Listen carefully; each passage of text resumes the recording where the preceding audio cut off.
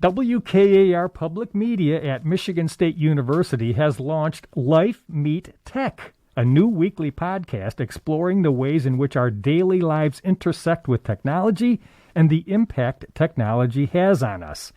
How does technology help us live our best life, and how does it hold us back? How can we harness the power of tech for good, and how does it hurt us? Life Meet Tech explores these questions and more.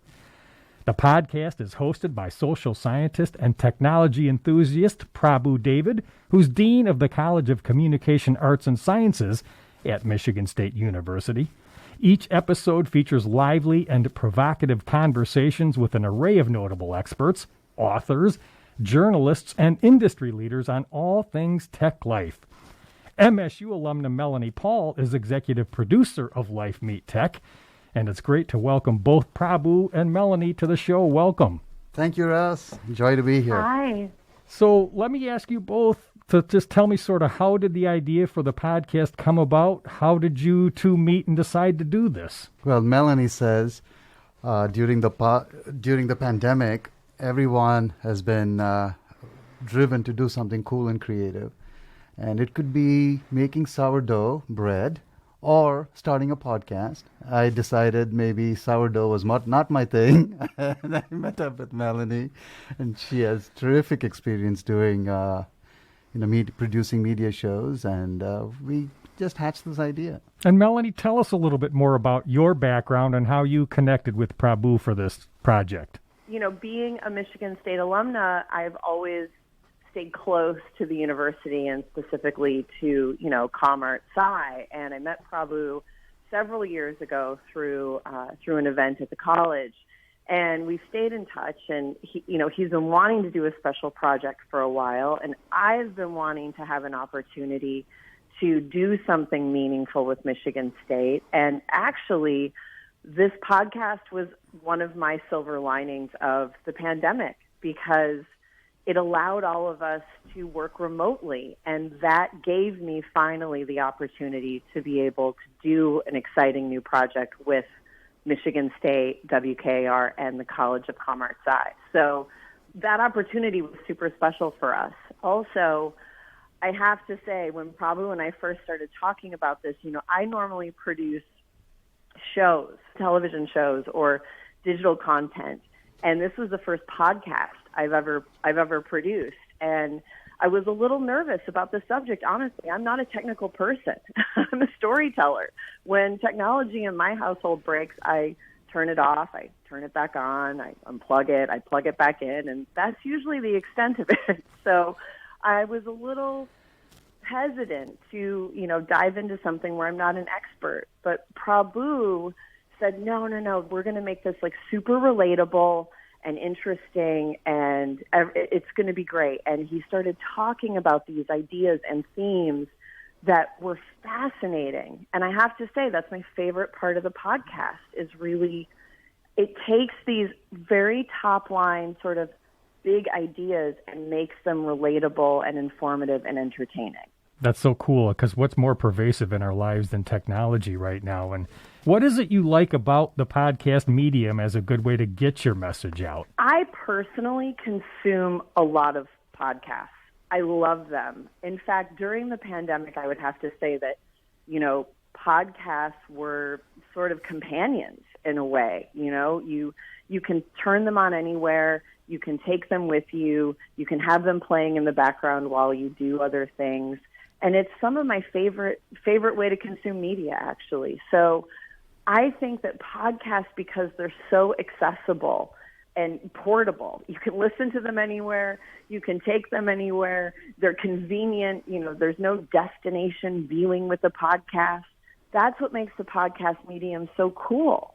And also, I don't know if you've ever done really a lot of searching on podcasts, but there is literally a podcast for everything. Prabhu, what would you add to that? Yeah, you're quite right, Ross. More than 1 million podcasts, I think, popped up during the pandemic, which shows that there is both a desire to tell a story and to listen to great storytelling.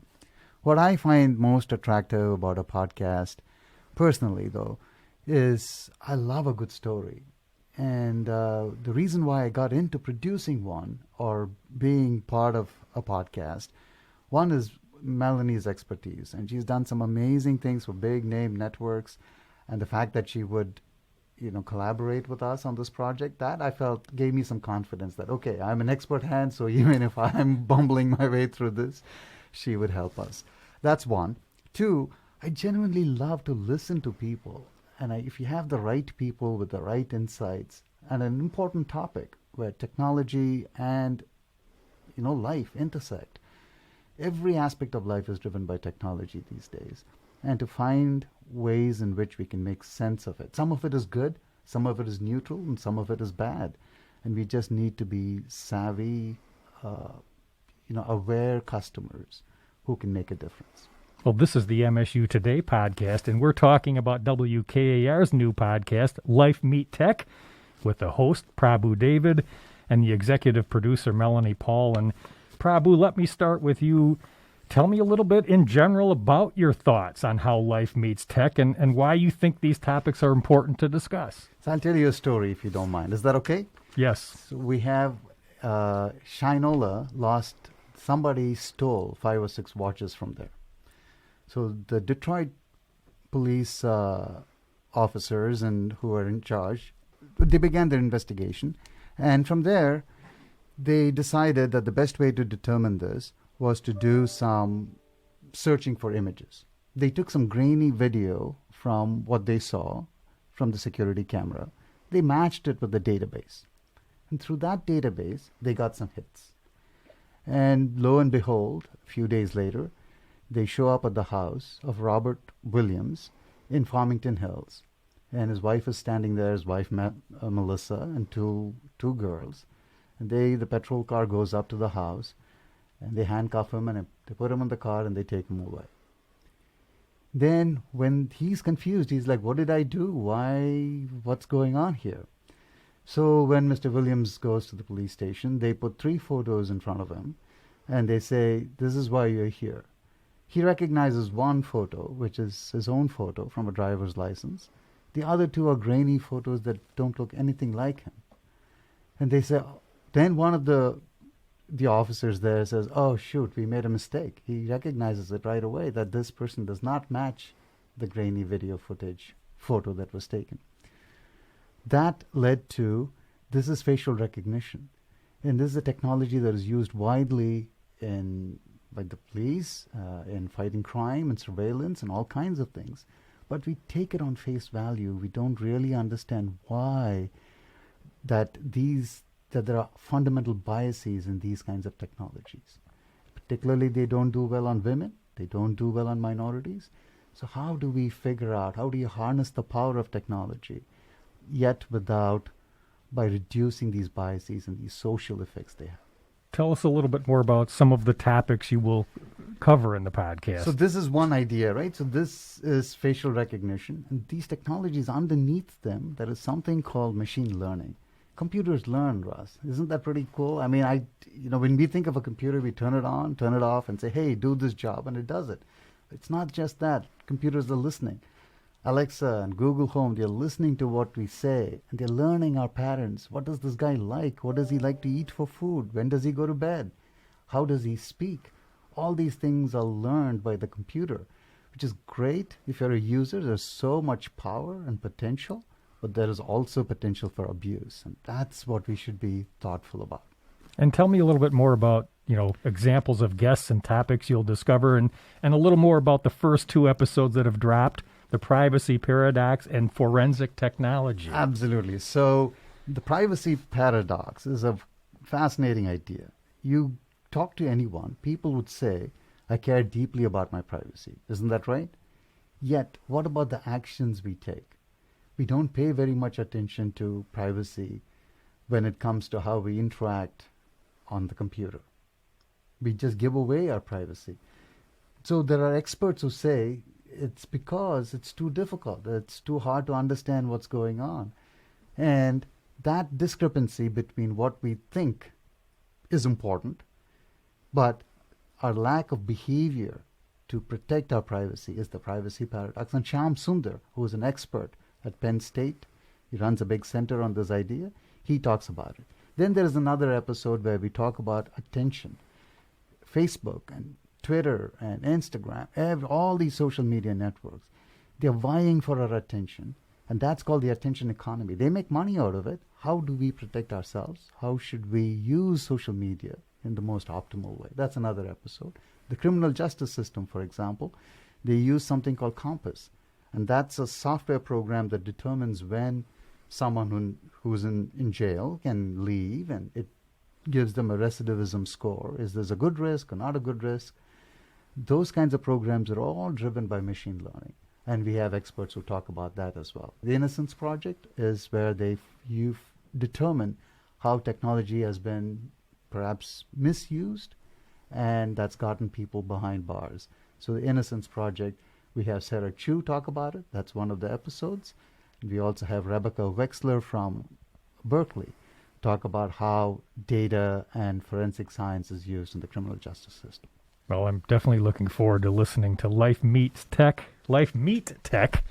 And Melanie, let me ask you sort of, for the series as a whole, what messages, ideas, and/or thoughts would you like listeners to take away from the conversations? What are you hoping people get from it?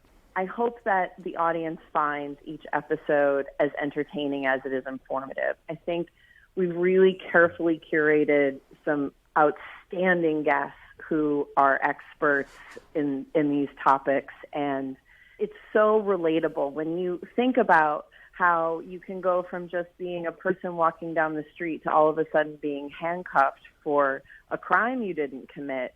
That could happen to anybody.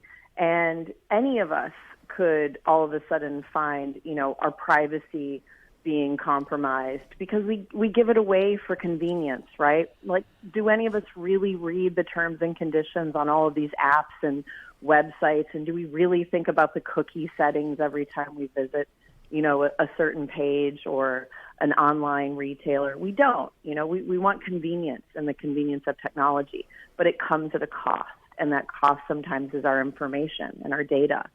So I hope that listeners walk away thinking about this, with some more practical understanding on how our day-to-day life interacts with technology, and just what we need to be aware of. And I also hope they're entertained. I mean, we've got some really lively speakers that are really lively guests that join us on the show, and they're fascinating people. So, Russ, let me ask you a question. This is kind of a thought experiment, if you'd play along. Sure. Let's say you have to give your credit card number and you're making a reservation. Would you trust a computer or would you trust a human? I mean, both, I guess. Maybe even more the computer. More the computer. It wouldn't make a mistake writing anything down. If there was a mistake, you made it probably. Absolutely right. Okay, that's perfect answer. I have one more follow-up question for you. Now, let's say someone asks you, how many times do you exercise?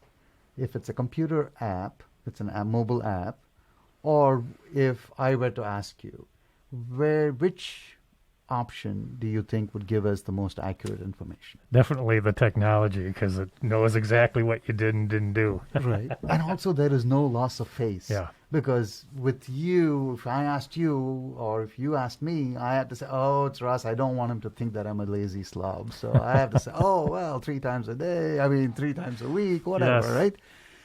But that's the computer. That has a very specific name. It's called a machine heuristic. The machines lull us into believing that they are innocuous, that they don't have values. And all of that is true, that they're not judgmental. Those things are true, and that they are accurate and objective. But behind the data, they have all these interesting algorithms running, and those are written by human beings. And they use the same values and the stereotypes and the biases we have, analyze the data behind it. So a machine is not inherently objective anymore. These are smart machines, and they call them socio-technical systems. So technology is not just technology. Technology is the blending between social science, humanities, and technology. What else would you like people to know about Life Meet Tech? Summarize what you'd like listeners to take away about the new podcast. there are three aspects to this, Russ. I want people to be entertained because technology is fun and all of us love technology. I want them to be informed, just to understand what is going on. You might have heard about Astro, the new, like Alexa. For $1,000 now you can get a robot, a very cute robot at home. Just Google for it. There's wonderful ads and everything. It even comes with a cup holder where you can pass beer. If you're thirsty, you can ask your robot to go get something for you. So this is to inform, to tell people that these are fun things, entertain, inform, but also to be critical and thoughtful about how we consume technology. There are so many benefits from it, but lurking in every one of these junctions where life and technology intersect, there are interesting dilemmas that we should sort out as a society. We cannot take it for granted. We have a role to play. It's our data, it's our lives that are intersecting with technology, and we have to coexist with technology, but finding the right balance and how we and robots and other kinds of technologies coexist. That, I think, is fascinating to me. I really can't say it much better than Prabhu just did. I would only add one more thing. I hope that the podcast makes people think. I hope it's thought-provoking, because for me personally, working on the project, that was something that happened every single interview, every single episode we were working on. I would walk away from it and I would be thinking about these topics, and in a way that I'd never really considered before. And that, I think, is really exciting, because a podcast that not only entertains you and informs you, but also gets you thinking about things will keep you coming back for more. And I hope that the audience does. Well, episodes of Life Meet Tech publish weekly on Wednesdays through December 1st. The podcast can be found wherever you get your shows and at WKAR.org.